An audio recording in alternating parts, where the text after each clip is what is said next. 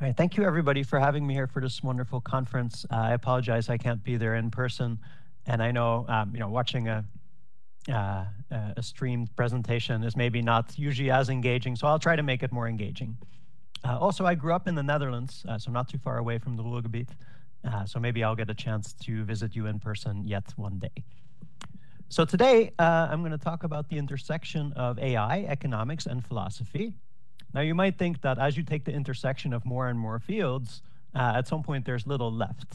But in fact, I have more the opposite problem. There are too many things, even here in this intersection of these three fields, to talk about. So I'll focus on something specific. In particular, I'm still primarily an AI researcher and a computer scientist. Sorry,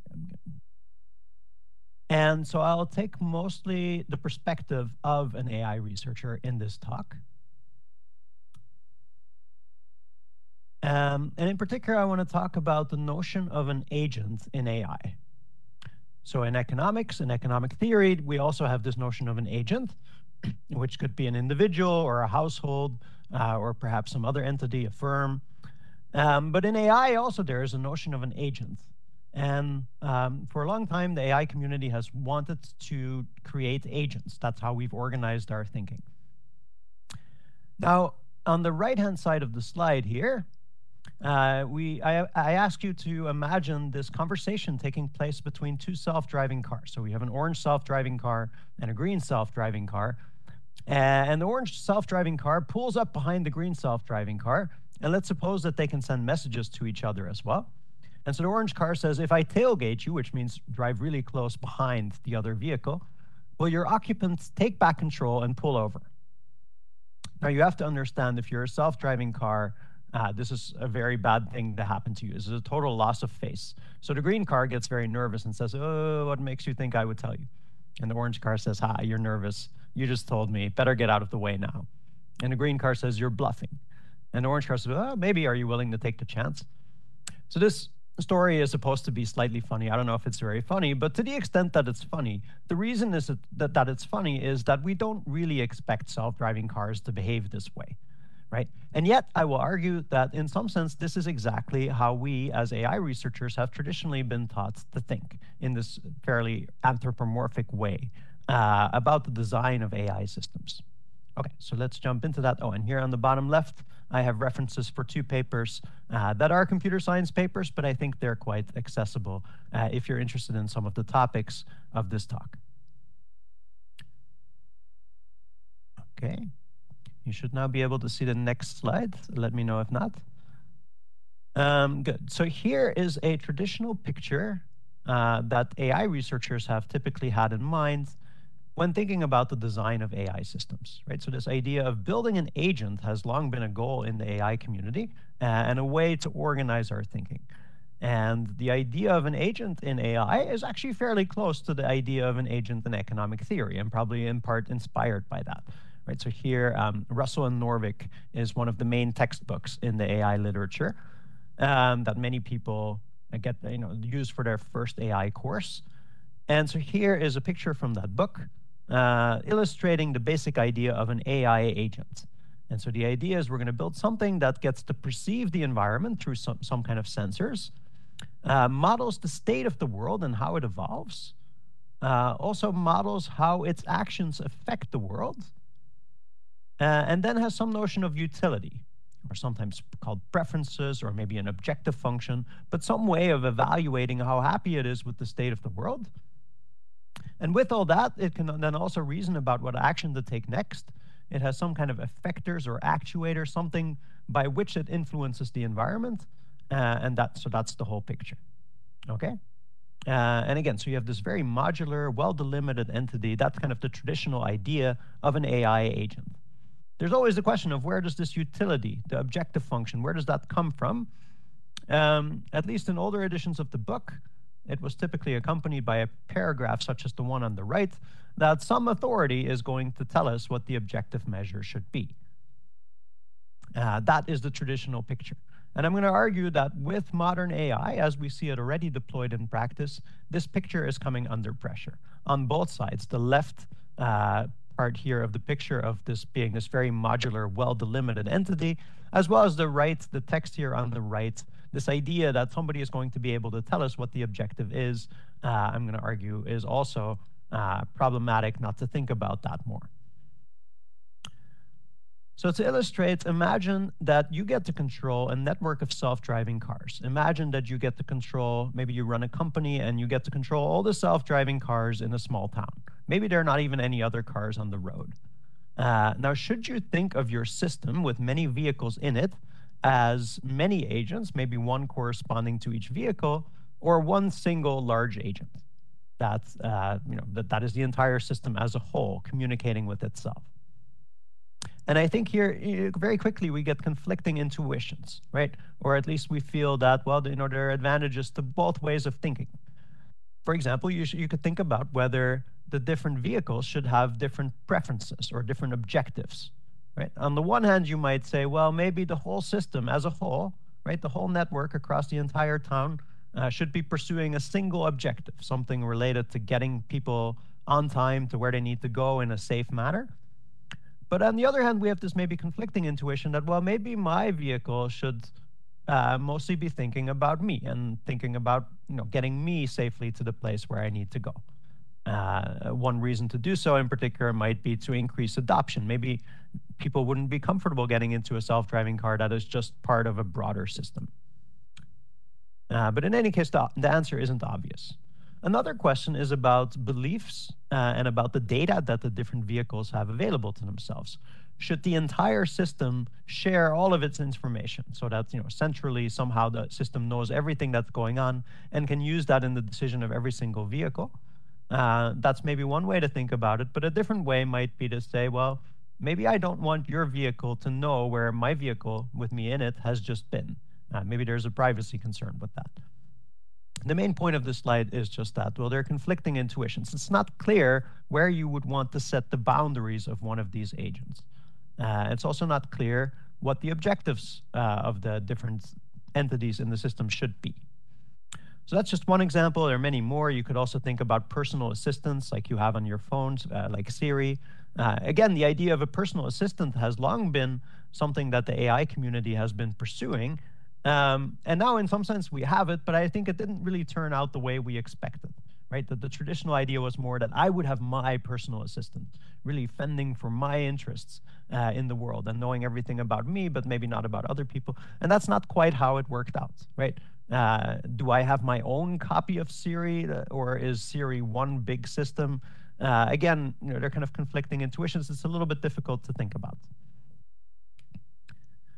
And this is, I'll argue, getting us back into philosophy, right? So unlike in economic theory, where we assume, well, preferences are given from the outside, there's no point in arguing about taste. Here, we really do need to think about what these objective functions should and ought to be. Similarly, there are questions about the boundaries of these systems, right? Unlike in traditional economic theory, where usually it's pretty clear, yes, maybe you have a question about should you think about the household as a unit or the individuals within the household, but here these questions get much more complex. And it ties to traditional questions in philosophy, right? Philosophers have long studied, well, what does it mean to live a good life? What is it that we should be pursuing? And also these kind of questions about identity and the boundaries of systems and entities. For example, this traditional example of a ship that over time has had all of its boards replaced. Is it still the same ship?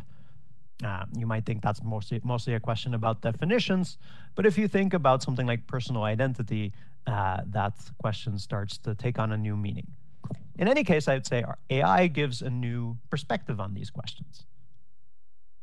Okay, so for most of this talk, I'll talk about this notion of an objective function, right? So many AI algorithms require some kind of specification of what it is that they're pursuing in a quantitative way. And how should we come up with that? And what does the AI literature tell us about that? Well, traditionally, for much of its existence, the AI research community had lots of techniques that didn't quite work very well yet, right? At least not well enough to deploy out in the world. And so we, as a research community, we're just trying to get these algorithms to work, to be able to learn about the world. And so we had examples, we had toy problems like the one that you see on the slide here. This problem here on the slide is known in reinforcement learning. Reinforcement learning is part of machine learning, which is part of AI. In reinforcement learning, you have this example of, this is called the cart pole problem. And in it, you have a cart that gets the drive along a one-dimensional track. You can exert a force on it to make it go forward or backward. And on the cart, connected with a hinge, is this pole, at the end of which there is a mass. Okay? And now the goal is to move the cart so that the pole stays upright and doesn't fall down. You can think of it as kind of like, if you wanted to balance a pencil on your hand standing up straight, this is somewhat like that, except with the cart. Okay, that's the goal. And this, again, is a toy problem in reinforcement learning used to test our algorithms. Now, the question is, what precisely should be your objective function? And you can debate this, right? Maybe we can look at this angle theta over here, and we say, well, we integrate theta over time, and that's our penalty, right? We want to keep that, that quantity as small as possible. Alternatively, you could say something like, well, if the pole falls all the way down, that's 1 penalty point, something like that. So now I ask you, which of those two is the correct objective function, or is it something else? And if you think about it, well, it's just a silly question, because nobody in the real world is trying to balance poles on carts, right? That's not something that we have much value to do. The whole point of this problem is it's just a test problem for us to test our techniques on, and so it doesn't really matter what we specify as the objective function. So whichever one you specify is fine. However, because much of the history of AI has been like this, that we're just looking at toy problems to see if we can scale our techniques, we've gotten into somewhat of a mindset that, well, we just specify the objective function and things will work out. And I think as we see AI systems deployed in the world, we are learning that, well, that doesn't work, and we really need to think more carefully about what the objective function is. Because typically, a natural objective function turns out not to be quite what we want. One example might be, for example, if you have recommender systems that recommend content, how do you figure out if your system that's recommending content to users is doing a good job?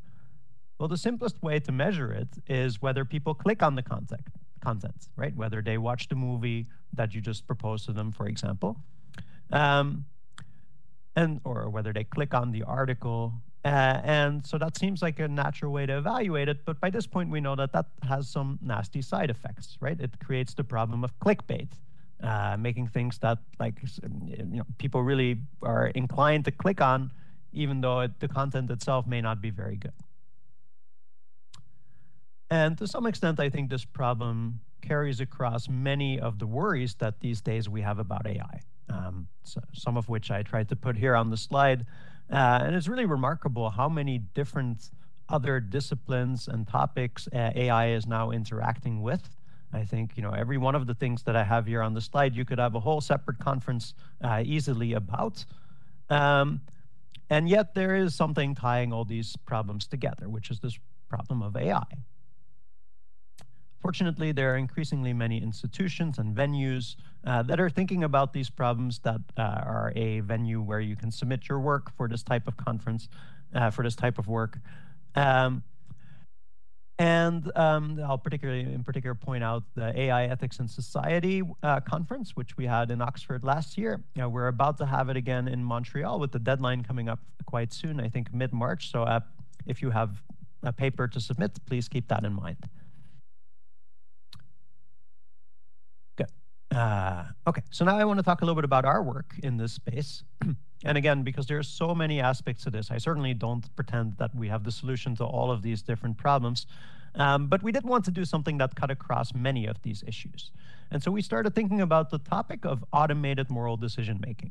When decisions with some moral component need to be made automatically, what is a responsible way for doing that? And we started working on this 7, 8 years ago, together with Walter Sinnott Armstrong, as a philosopher and professor of practical ethics at Duke University. Here he is in a straitjacket, but he is normally not in a straitjacket. And Jana also is she is a researcher in the Social Science Research Institute at Duke. Yeah, Yuan was my former PhD student, and Max was a former undergraduate, now doing a philosophy PhD. Good. So we were thinking about what is a good framework for thinking about automated moral decision making. And in this paper, we laid out two different frameworks. One was based on game theory, and the other one was based on learning moral reasoning from people. I'll talk mostly about the second one, but first I'll show you the first one, which is based on game theory. Okay. So here we're going to think about a game. Okay, so here I'm going to describe the game. Here are our two friends, the self-driving cars. Actually, it doesn't really matter for this game whether they're self-driving or driven by people. But here is the game. Imagine that the orange car is looking for a parking spot. And the brown car here in the middle is about to pull out. Right? So maybe somebody is loading it up with groceries, so it's not quite ready to pull out. But pretty soon it will pull out, and then the orange car could take this spot. Here on the left with the yellow lines, this is supposed to be a place where you can briefly stand, but you're not allowed to park there.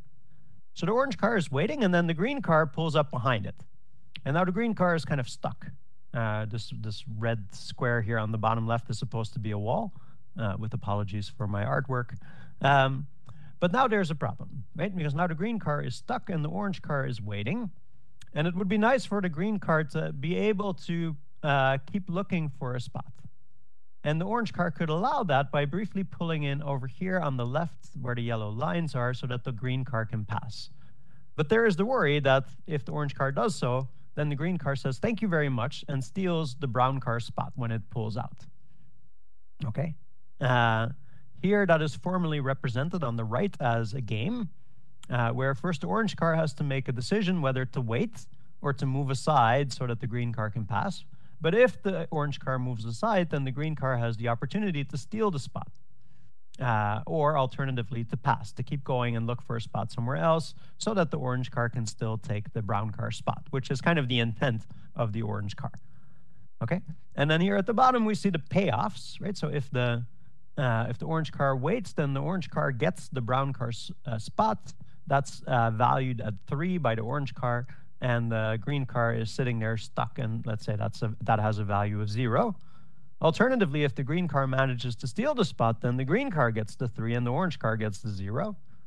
And then alternatively, if the green car passes, then the green car is a little bit happier than having no spot at all, because at least the green car can find a spot somewhere else. And let's say the orange car is also a bit happier to not have the green car sitting behind it. Now, a traditional game theoretic analysis here would say, well, the green car has every incentive to steal the spot if the orange car moves aside. The orange car can anticipate this, and consequently, the orange car will just wait. And the green car will be stuck. And so we get to this outcome 3, 0, even though there was an outcome here on the right, 4, 1, that would have been preferred by both agents. And now humans typically don't play games like this way. They actually do, at least if things are clear enough, they might actually move aside and let each other pass and trust each other and honor that trust. And so we've done some work on ethical game theoretic solution concepts to capture this. Okay, keep this kind of game, the trust game, in mind, maybe for later in the presentation. But for the most part, we actually ended up focusing more on the line of work where we learn moral reasoning from people.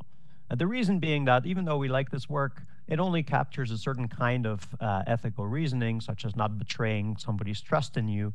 But there are so many different kinds of ethical reasoning that we felt the game theoretic formalism is not likely to be able to address all of them. So instead, we started to focus on learning moral reasoning from people. And I want to start right away with concerns that you might have about that, right? If we have our AI systems learning how to reason morally from people, what might you be concerned about? Well, first of all, there's a question of which people are we going to learn from? Because people may not disagree. They may disagree about what is the correct course of action in a particular circumstance. I think that's something very valid to be concerned about, but it also leads to very nice technical questions in the field of social choice theory. Social choice theory is about how do you make decisions in a context where you get different preferences or information from multiple agents, and you have to somehow aggregate this into a single decision. Right, so somewhat related to the previous talk about participatory design. That relates to this. Another concern that you might have is that even if you did this very well, at best, you're going to get current human level moral decision making, right? If we're learning from people, that's what we learn.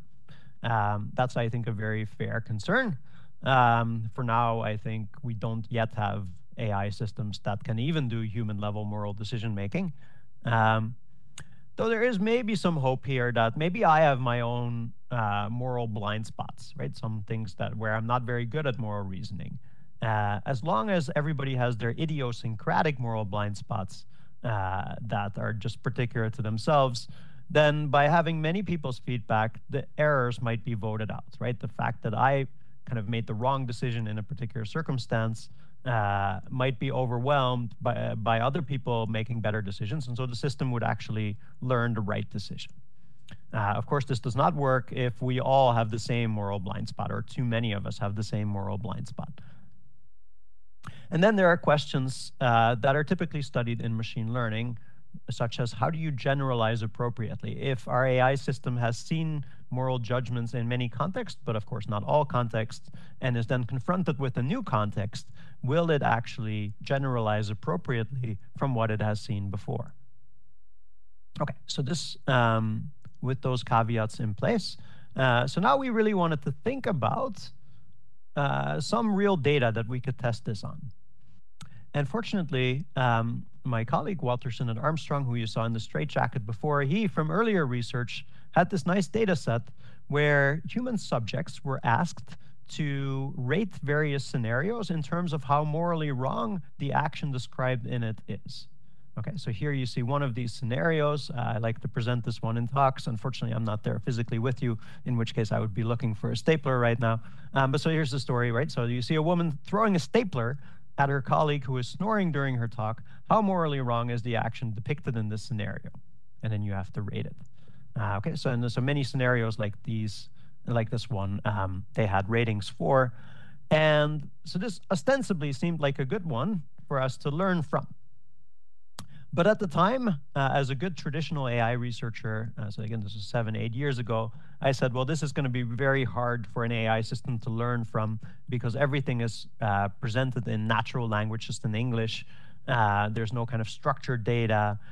This involves what we call common sense physical reasoning, right? If you really want to think about this, well, throwing a stapler at somebody is actually quite dangerous, right? A stapler is heavy and hard. You could really hurt somebody with a stapler, right? And this is not the kind of thing that usually we write on something like Wikipedia. But like if you look at the Wikipedia page on staplers, presumably it's not talking about how much you can hurt somebody throwing a stapler at somebody, right? So I figured this would be very difficult for AI systems to learn from. And so we focused our attention somewhere else. Now, these days, I have to kind of come back to that because the AI is advancing rather rapidly. And so here, at this point in the talk, I'll do the obligatory ChatGPT interaction. So I hope everybody is already familiar with ChatGPT to some extent. So here, I just threw that exact same example, really, like I just copy-pasted from the slide to ChatGPT. And so let's see how good ChatGPT is at this kind of moral reasoning at this point. And I ask you, like, imagine for yourself, do you really expect ChatGPT to come up with the sensible answer here?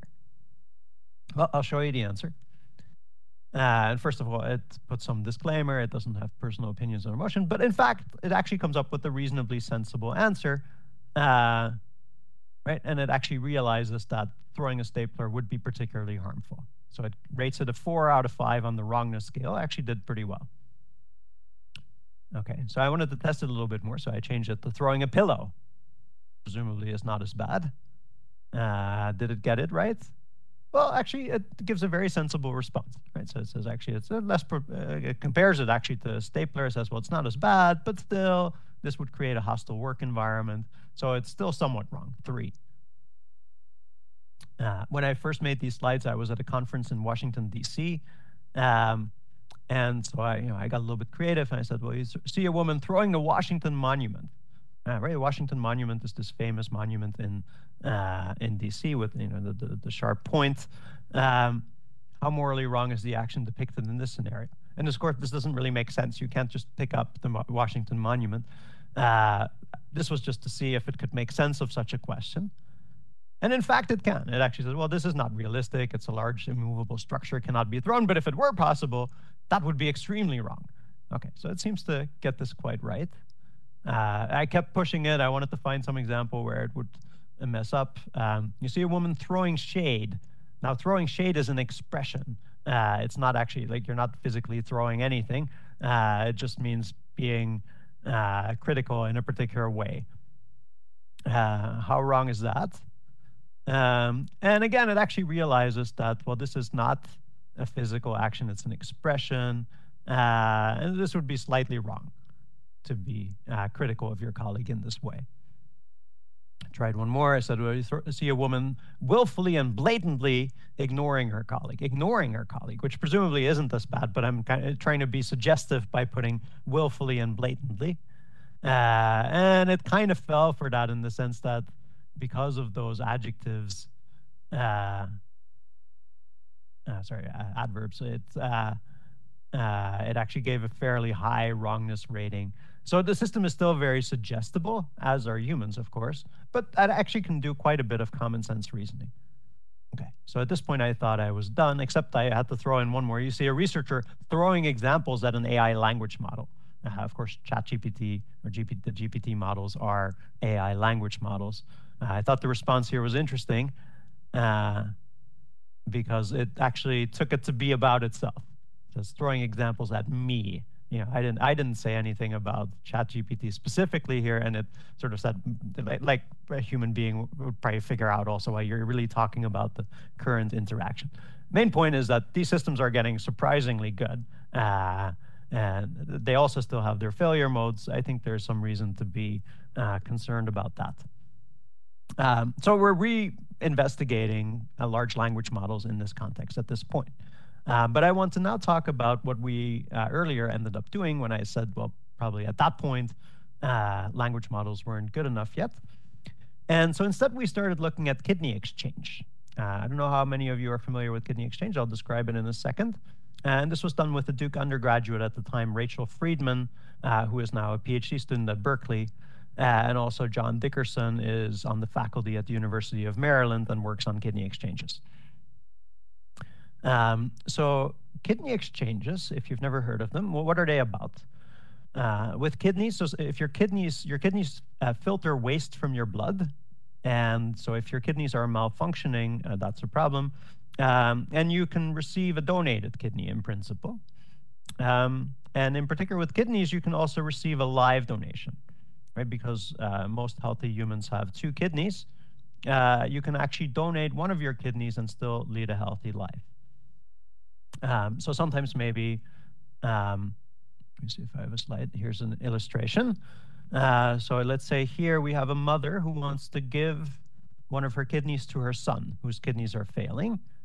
And now imagine they're not medically compatible, right? So this can happen that the mother and the son, due to different blood types, actually the son would not be able to receive the kidney from the mother. And here on the right, we have another pair of people, a husband and a wife in the same situation, where the husband wants to give one of his kidneys to his wife, but they're also not medically compatible, right? So maybe the mother has blood type A, the son has blood type B, the husband has blood type B, and the wife has blood type A. One thing they can do now is they can simply swap their donors. The mother can give to the wife, and the husband can give to the son, and everybody is happy. Okay? And so while it is illegal in the US and Germany, I think pretty much everywhere in the world, not everywhere, but almost everywhere in the world, to buy and sell kidneys or to give other valuable consideration for kidneys, right? I cannot say, if you give my wife a kidney, I will give you a job. That would be illegal. But swapping kidneys for kidneys is considered okay. And the reason that AI comes into this story is that now you might think about, okay, well, let's optimize this. Let's look at all the people who are in a situation like this one and try to figure out who would best match with whom to try to, well, and then there's an interesting question of try to do what exactly, right? Maximize the number of transplants. That seems like a sensible objective, at least. Maybe one that favors the hospitals because they get to charge more. But maybe there are other things that you want to consider as well. And that's where it ties to our work on this. So here is a slightly more abstract picture. very much like the previous picture. But now what I've done here is I've taken a donor and a patient that belong together, such as the mother and the son, right? The donor one wants to give on behalf of patient one. And I've made them a single node, right? They're a unit, they come together. And now actually we have 3 pairs of people. And the edges, the arrows here indicate which donor can give to which patient, right? So here donor 1 can give the patient 2, so there's an arrow pointing in that direction. And so now what is the best way to deal with this situation here on the slide? And if you think about it for a while, there's actually 2 natural things to do. You could match the 2 pairs on the left so that this kidney goes to this patient and vice versa. And so these 2 patients will then have a kidney, but the 3rd patient will not. But you can do the exact same thing on the right, and then patient 2 and patient 3 will have a kidney, but patient 1 will not. Okay, so how do we break the tie? Both of these result in 2 patients having a kidney, but we don't know which of the 2 to pick, right? This could be, now you could say, well, I'm going to flip a coin, or I'm going to let this be an accidental result of how somebody coded up the optimization algorithm. But we wanted to think deliberately about how you break these kind of ties. And so now I want to propose a particular scenario, right? Just to have something concrete to think about. So imagine that patient 1 is, let's say this is in the US, and patient 1 is, let's say, a 20-year-old African-American student athlete who is doing very well in life and has her whole life ahead of her, except for this issue that her kidneys are failing. And on the right-hand side, patient 3, we have, let's say, a 50-year-old white man with a drinking problem and a criminal record, but also 3 children that he takes care of, okay? Now, I'm not going to ask you to pick, but I'm going to ask you to think about, well, which of those attributes that I just told you about are you comfortable taking into account in making this prioritization decision? Should any of them be taken into account? And if so, which ones? Which ones should absolutely not be taken into account? And how much should they be taken into account? This is what we set out to explore. We tried not to let our own opinions get into this. And so instead we asked mechanical Turkers to, first of all, give us attributes that they felt made sense to prioritize on. And so here you see what they felt made sense to prioritize on, and also which things they felt they made sense not to, they felt should not be prioritized on. And here what I've done is I've only shown you the top of the list, right? So there were many things also that were raised as you should absolutely not prioritize based, for example, on ethnic background, right? We got many people explicitly pointing this out. And so that was somewhere at the bottom of the list. I'm not showing it here, just to say there are many more things. But the kind of most popular things in terms of what ought to be prioritized on were, first of all, the age of the patient and the health of the patients, both behavioral, such as does this person have a drinking problem, a smoking problem, and also maybe other aspects of health, such as, does a person have cancer or other organ failure and so on. And those most of our subjects felt were ought to be taken into account. And then there were other things such as dependence. Does the patient have small children? And there people split more. Some people felt that this ought to be taken into account, and others felt that it ought not to be taken into account. So it ought to be taken into account, and others felt that it ought not to be taken into account. Okay, and then the list goes on. Now, the next question you need to answer is, how do you trade these things off against each other? And again, this was, we wanted to investigate how you might do this. And so we came up with really 8 fictitious profiles of patients. These are not real patients.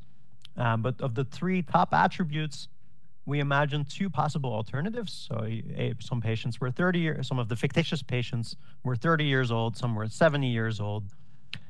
We did the same for drinking and for having skin cancer in remission, right? And so if you think about how many patient profiles can you construct from these alternatives, well, it's 2 to the 3rd, so 8 different patient profiles. And then we asked another set of mechanical Turkers to compare pairs of these.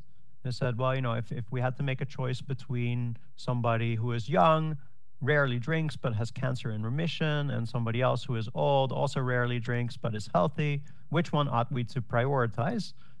And here you can see how often they felt each of the different profiles ought to be prioritized, right? So maybe unsurprisingly, they usually wanted to prioritize the young, rarely drinking, healthy patient, and so on, right? So we had this big age gap, so that played a big role, but actually the subjects were willing to let the other two features sort of outvote the age feature.